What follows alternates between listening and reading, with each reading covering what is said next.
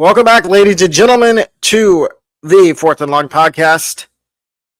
On the show today, you will get my SEC standings prediction for the 2026 season, as well as a lot more. We're not going to waste any time.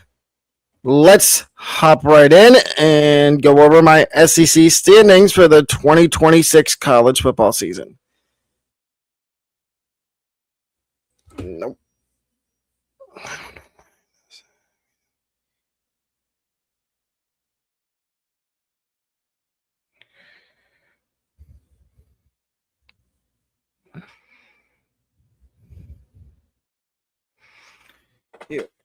So we start with the non-bowl teams in the SEC, and I only have one non-bowl team, and that is Arkansas. I do like to hire Ryan Silverfield from Memphis, and I do like the direction they're going in. But I still think they're a couple years away from being a serious contender in the SEC. I do like some of the moves they've made in the transfer portal. Bringing some guys over from Memphis. Ryan Silverfield brought some of his Louis luggage from Memphis. I like that. And I honestly can see a world where they win maybe 5 games this year. They do have a brutal schedule in the SEC, of course. It doesn't get easy. It's not easy in the SEC. And just with Arkansas, I think give it year 3 is when Ryan, I think Arkansas 3 years from now is going to be in a better spot with Ryan Silverfield as their head coach. Now we get to the bowl teams, and I know there's a couple teams in this category that people are going to say, oh, why do you have them as a bowl team? The first one is Mississippi State. I like Mississippi State, and I like the trajectory they're on, that they're going up. And I like that they're probably going to be starting a freshman at quarterback this year. Jeff Lebby, this is a big year for him. I know there's people saying, oh, he's not on the hot seat. I think he is, and I think if Mississippi State doesn't have a good season, you could see Jeff Lebby be one of the coaches that gets fired at the end of the season. Another thing about Mississippi State is they did make some good transfer portal ads in the offseason. I like some of the guys they brought in from the portal. That is why I have them in the section of bowl teams. Next one is Kentucky. And the Mark Stoops era is officially done and over with. Will Stein is the new head coach at Kentucky. You saw what he did at Oregon as the offensive coordinator. I think Kentucky's in a good spot now. I like that they brought in a bunch of guys from the portal. And, I mean, Will Stein did, I'm not going to say brought a lot of guys from Oregon, but he brought a few from Oregon. And I feel like Kentucky, they have nowhere to go from last year but up. And I can see them making a bowl game this year. And I think their win total set at like 4.5 in year 1 under Will Stein. I would take the over. I think they're going to win at least 6 games this year. The next bowl team I have is Vanderbilt. And yes, I know what y'all are going to say. Why is Vandy in this spot and not somewhere else? The reason Vanderbilt is in the bowl category is because, let's just face it, they lost Diego Pavia. He's now in the NFL. And they're probably going to be starting a redshirt freshman, a true freshman at quarterback, in Jared Curtis, who, yes, I've watched a lot of his tape. He's very good, but he hasn't faced college defenses yet. He carved up high school defenses. Let's see what he does in his first season as the starting quarterback at Vanderbilt. They still have Clark Lee, And I can see them winning 7 games, 8 games maybe. They are not in the sleeper category because you'll see my teams that I have as sleepers in the SEC. But, and my final team I have as a bowl team in the SEC is Missouri. And they bring in transfer quarterback Austin Simmons, I believe. And they have Matt Zollers. They have a bunch of quarterbacks on their roster. But I'm just not ready to put Missouri as a favorite in the SEC for 2 reasons. One, every time we try to put them as a favorite in the SEC to win the SEC, it backfires. And I'm not willing to do that this year. I do think Missouri's going to be good. I'll say that. I do think they're going to be good. I just don't think they're in that echelon of teams that are sleepers or favorites. I do like that they bring back a Matt Hardy and a few of their other running backs and some key guys at skill positions. That's why I can see them making a bowl game. My sleepers in the SEC for 2026 are as follows. My first one is the Florida Gators. And I know what Florida fans are going to say, whoa, you're way too high on us. I'm going to kind of give you an explanation as to why I think the Gators could be a sleeper in 2026. And one, the first reason has to do with John Summerall. Look what John Summerall's done at the previous schools he's coached at, whether it be Tulane or whether it be where he was before Tulane.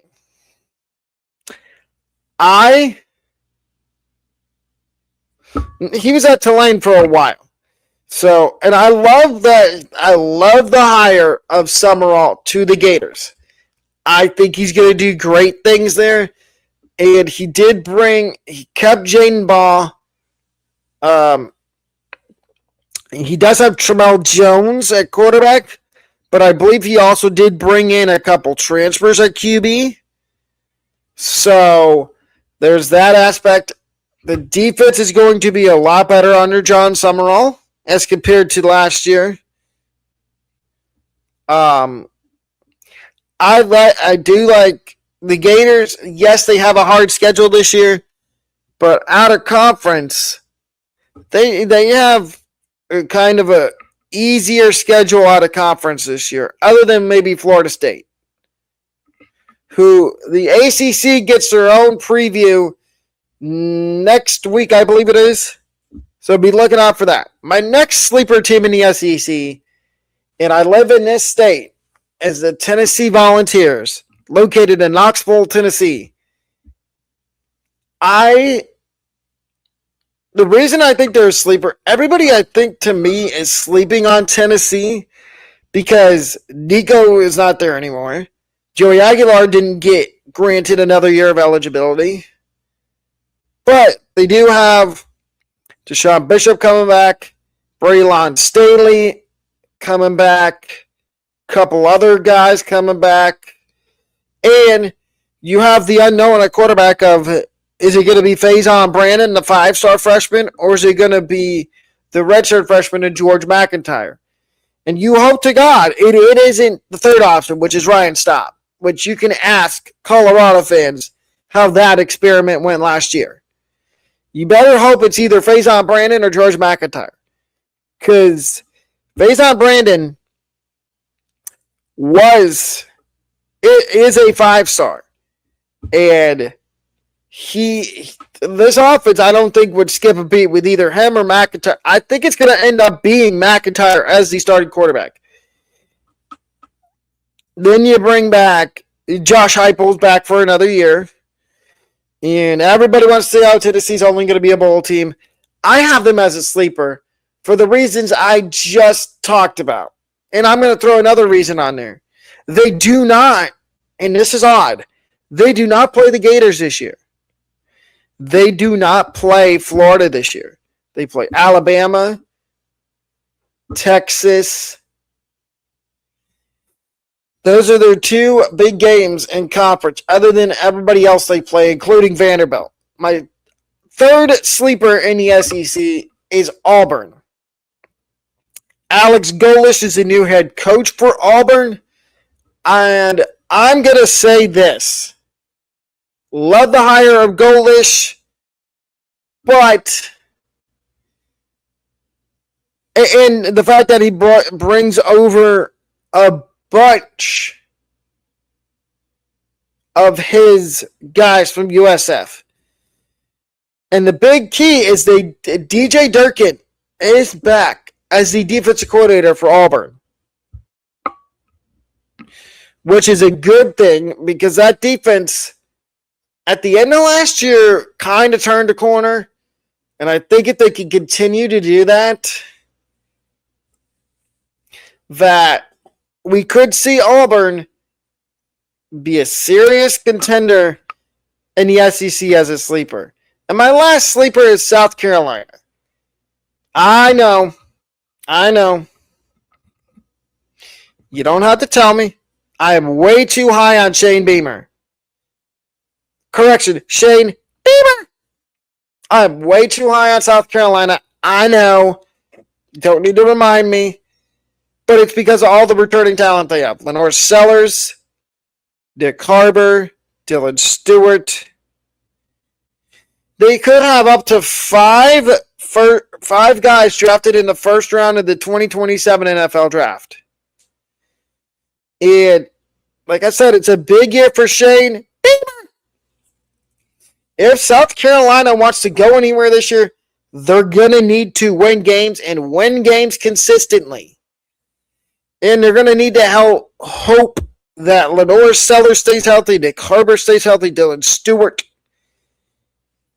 If South Carolina's defense can step up and be above average and hold opponents to under 30 points per game, which I don't know if they're capable of, but if they are, South Carolina fans, please let me know.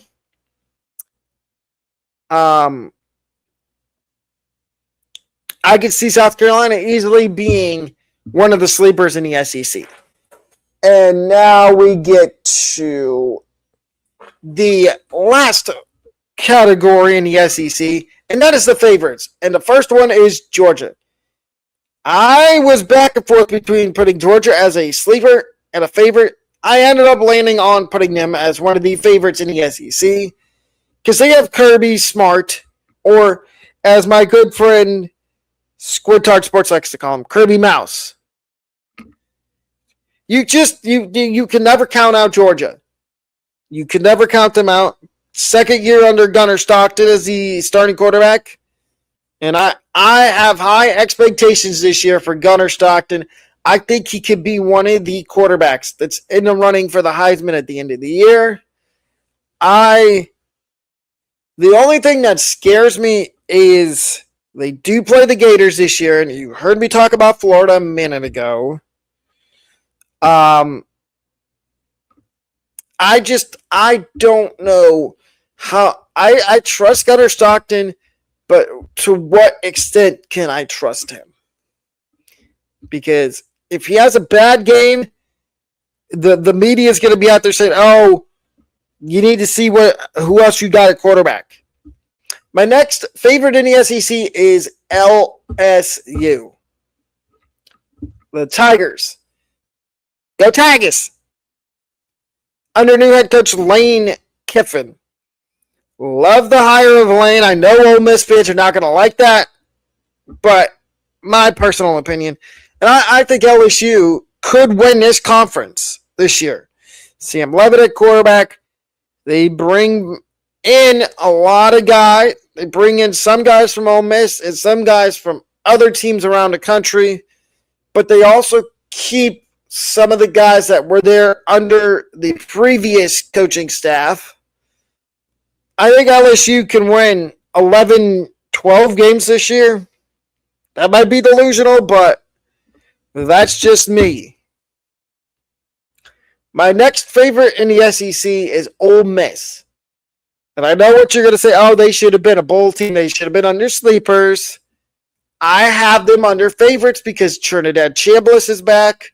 Kawan Lacey's back. K1 Lacey is back at running back. Trinidad Chambliss back at quarterback. First full year under Pete Golding. If we could see, Ole Miss made a magical playoff run last year with Pete Golding as the interim coach. He gets that interim tag removed. He is now the full-time permanent head coach. My next favorite in the SEC, and these next two I might regret because it might come back to bite me. My next one is Texas. And I know I wasn't very high on Arch in my QB rankings, but I like that they went out and they upgraded a wide receiver, bringing in Cam Coleman from Auburn. I think that's going to help Arch Manning have a better season than he had last year. But the thing is, we know how everybody likes to hype up Arch Manning. If he has one or two bad games, does the hype die down and does his draft stock go down? Because he is a Manning, and everybody's going to say, oh, he should come out. If he has a really good year this year, he'll come out and go to the NFL. I don't think so. And my last favorite in the SEC is Oklahoma. Red Venables is off the hot seat. Not officially, but for right now, he's off the hot seat. That could change if he has a couple bad games this year, especially week 2 at Michigan. But if they beat Michigan, I could see Oklahoma being in the playoffs again. John Mateer's back. Can we get a healthy John Mateer this year for a full season? I think we can. And the reveal everybody's been waiting for. Here's my SEC championship game for 2026. It is LSU and Georgia. Both LSU and Georgia have really good head coaches in Lane Kiffin at LSU, and Georgia has Kirby Smart. I believe that both of these coaches can do good things, and you might see these are my two teams that are going to be in the SEC championship game. But then again, it could be any of the teams I talked about. It could be Texas, Oklahoma, Ole Miss. Could be LSU. It could be a team like Missouri, who I said was going to be a bowl team, and that wouldn't surprise me.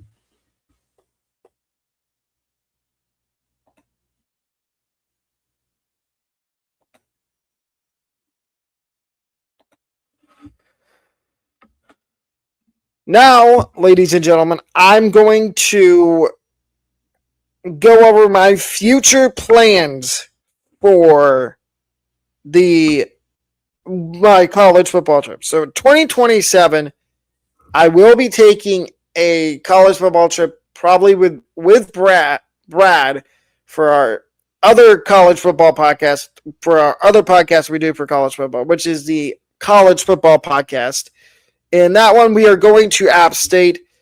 Mine for next year, I am planning on going to Morgantown, West Virginia. I don't know which game yet, but I am planning on going to Morgantown, West Virginia for a West Virginia football game. And I might take more than one solo trip next year for college football season. That has not been determined yet, but the next order of business is giving you what the future of this channel is going to look like, and a channel update on my side. So the future of this channel, it's going to stay a sports channel, but at times there will be podcasts that don't revolve around sports. Like maybe when the sports season is died down a little bit, like December, when it's the college football playoff, I might do a podcast more centered around maybe life, or you might see me vlogging a little more. I'm going to try to start vlogging a little more when I have the opportunity to, but this is going to stay a sports channel, whether it be college football, the NFL, MLB. And I'm also going to try to get interviews lined up for different sports. But if you've enjoyed the episode, please remember to subscribe, like, turn on notifications. Before I end, I'm going to pull up the website.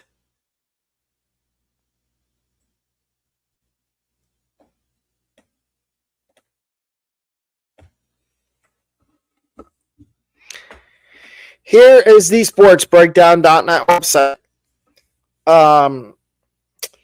MLB, we're really not doing anything for MLB. The season's it's kind of winding down. We're going to start doing more stuff for college football and the NFL. I will be working on some stuff for the website for the NFL after I get done with the show. And you can also see the latest episode of this show on the website by clicking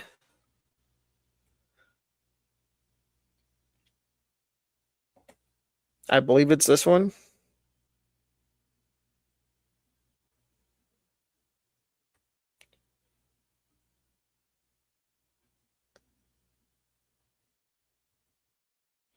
Yes, it is this one. Yep. This is it right here.